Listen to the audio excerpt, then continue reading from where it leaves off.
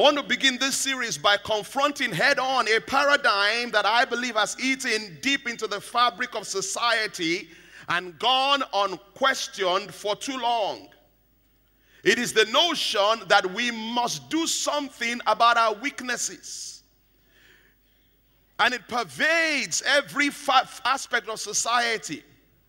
We have a fixation, an obsession, almost an addiction to correct weaknesses and improve on them.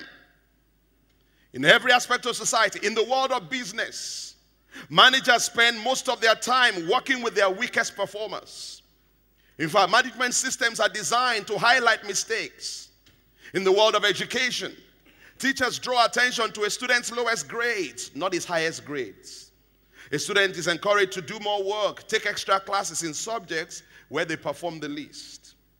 In the world of finance, banks and other lenders base your credit rating on your negative credit history with little or no regard for what might possibly be a long prior positive credit history. In the world of government, governments at all levels focus on solving the problems of society instead of promoting the strengths of society. Now, if you're sitting there right now and thinking, what's wrong with any of that? This message is meant for you. Tell somebody for me, stop working on your weaknesses. The Gallup organization a couple of years ago surveyed about 2 million employees in 101 companies across 63 nations. One of the many questions they asked them was this: do you get to use your greatest strengths at work every day? Ladies and gentlemen, 80% answered no. 8 out of 10 employees never get to engage what they consider to be their greatest strengths. Our corporate organizations are operating at only 20% of their capacity. What a colossal waste of potential and resources. Every year, 31st of December, 1st of January, we make New Year resolutions. And we break them by the 15th of January, only to put them back on the list the following year. In fact, studies show that 80% of our resolutions stay on the list year after year. They have become a permanent fixture. Guess why? Because they are weaknesses that we are trying to fix. Weaknesses, for the most part, that cannot be fixed. Our obsession with weaknesses runs so deep that we even have a TV game show called The Weakest Link.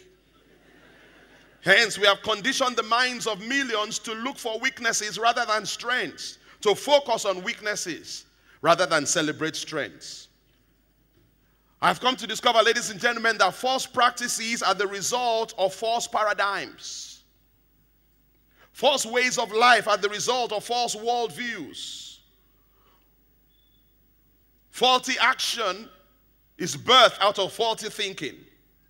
And all of them are shaped by faulty belief systems. If your belief system is wrong, your worldview will be wrong, and your actions will be wrong. And our obsession with weakness is the product of certain belief systems, certain myths. And I want to look at 4 of them today and destroy them. What I call the 4 myths of weaknesses and strengths. Are you ready for them? Number 1, myth number 1.